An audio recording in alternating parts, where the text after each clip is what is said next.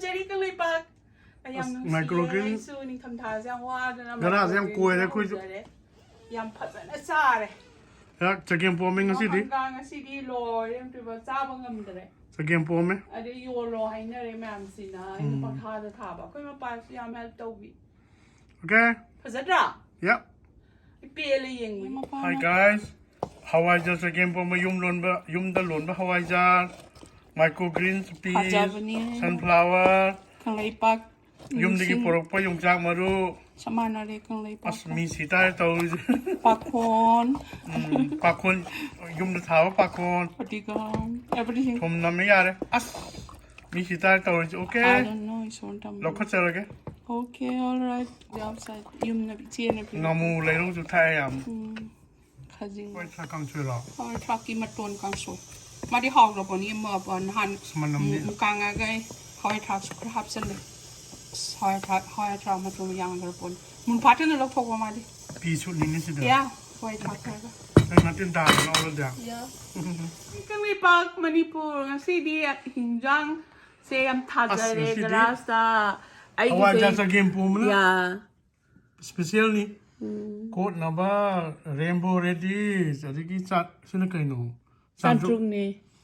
Adagi. Sina numit lay sina kolara bi thad wini. Adagi mangan peas ke shure loh nama. Lo shure. Sina santruk ni special. Kau father ki special. Sina pakon. Ya. Adagi acaubi aku isa acaubi nak kajing ngamat thong Ya, si jemana torme. Adagi as Hawaii traka. Hawaii trak maton. Hawaii managa. No, Hawaii manana. Te Hawaii trak maton gi. Hawaii maton ga Hawaii mupunga. And then Chicken sausage Hawaii trak ka. Yeah. Adagi moro me pasiam hau do man. Chicken nova ma, tauba ma. Ya. Kaya moro me kun ni dia. Ani loi takai jare. Soya sauce, sampara, kaminsin macama, moro tekpa, moro kangba, kuri banjabani. Kolo. Terus kugai raga. Taujabani. Sak samlabe, yam nuaye isu. Hingon koi na boho na bada. Michael kin yam par. Kara nuaye. Adam imung dar plate Kam thaze kara waru abane do kara nuaye. Koi mapaso. Mate yam pangbire. Ya. Si hobby ni. Si. Hal. Rainbow red design as mit ka kabani hai. ID kenoga.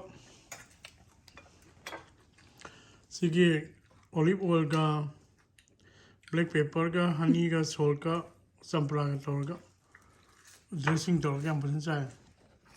Ramsa. Mit ka trao. Am hau ni. Tandoori yang sih spesial memang. Nanti aku pada lagi Februari. Sina. Santro pakon sure loh no. Musuh. Santuk. Sial. Plate Kamu siapa? Three hau pun. Nói tàu với anh, tần rồi. Sial ya. Orang tahu saya, kau tahu. Kita hektar baik murah sih. Pot thả vào đâu thôi nhỉ? Nhớ, xem hào này hả? As kangsoi jadi mangal. Hawaii trak maton gini apa? Hawaii trak maton ni, Hawaii trak. Nè, kami sini. As manam ni ngau ni yam cha si Hawaii maton ni sini. Kau lu si cuma kau ipal yam. Iya. Sini yellow peas ni Indian store tegi lagi pun. Kan dah yang. Maku diam pal. Kau saya? Manam diam kalle. Sini Argentina lagi. Argentina sini. Brown hai kita sim hai kita cobi na.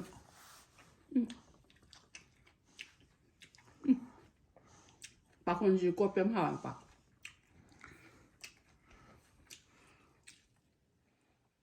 Chicken sauces ni. Ya tu sepenuh hal.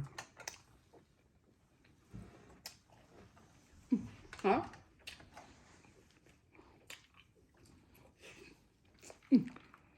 Pak kunci.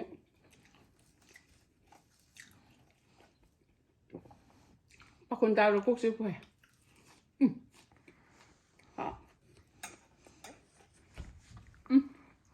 단tuk siapa pada Februari. Orang Hawaii. Maru leram dari na. online ni siapa tahu lah. Hani maru sih. Okay. Ah?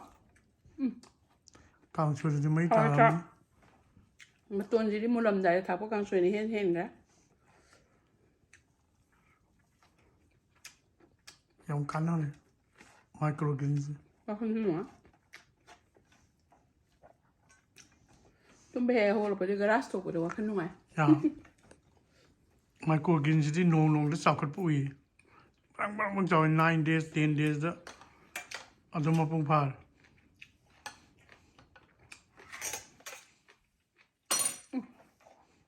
Kau dah. Cái mồm bây giờ có một bằng xin ngốc à? Tôm ni nghe sao vẫn người.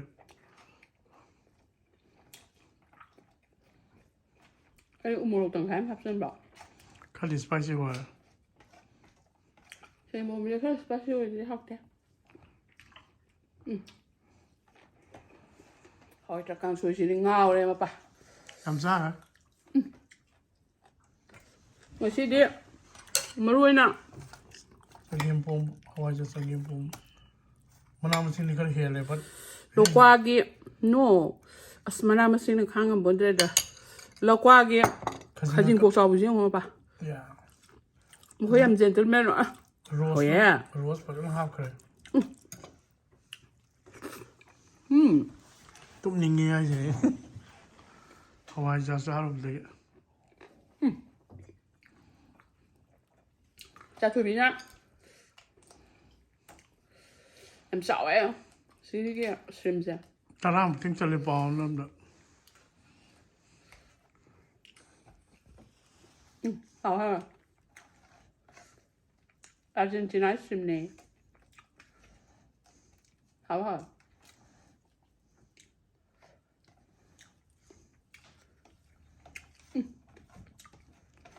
Cái mồm mình không sợ đến mà bảo.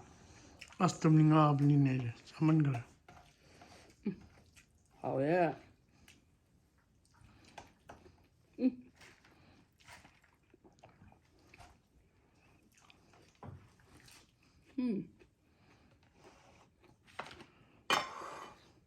Nang kot of the water rồi.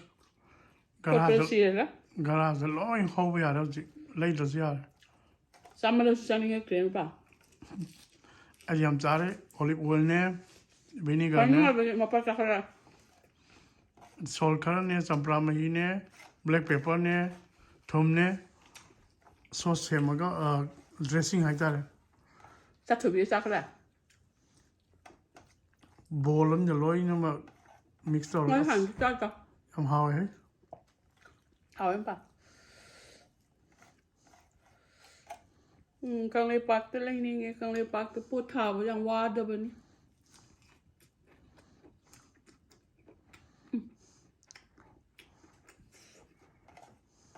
Em muốn một khoang sạch đó.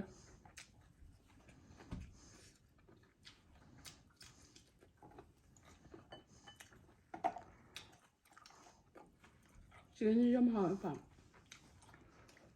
Marinate और के ginger garlic. Quỳnh nhà mình nó thăm rồi đó. Yeah.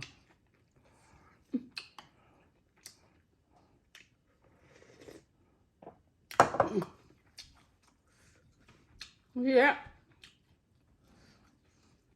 Hawaijar. Hawaijar special तारे ने. Hawaijar maton kangsoi ni special dah apa? Kangsoi, Yeah. chagem Chagem pomba, pomba dia. How are you? kot na ba. Chagem pomba also very good.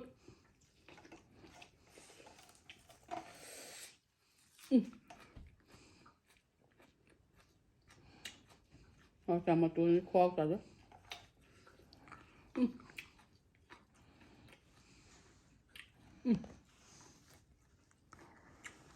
Nó Ini cái khaju ada ni. sunflower cái micro cái nó cho ai điểm ra rồi. Nó khoai hồng. Oh no. Chagem pomba nan thai em ba. Mungkin rồi. Moro me putu ka kolo.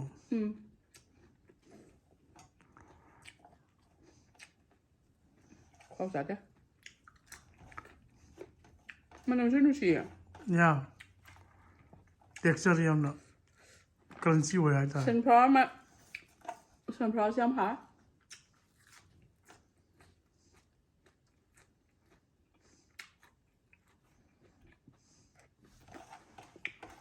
ไปแล้ว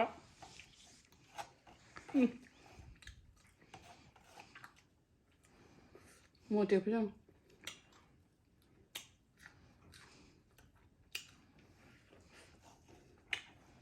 เต็มซาบยาเลยมั้ง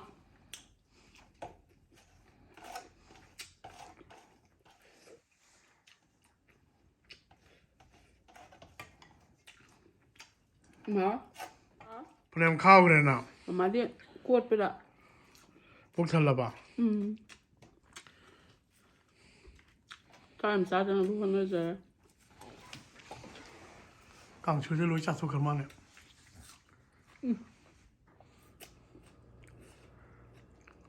ที่ชิมต้มหอมก่อน Ya ai de ni cha. เต็มจ่อแล้วต้องสีแดง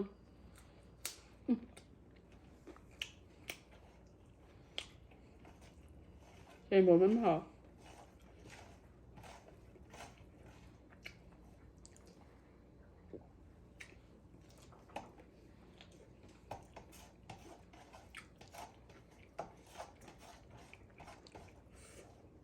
เขากินข้าวซ้อมชอบอูเด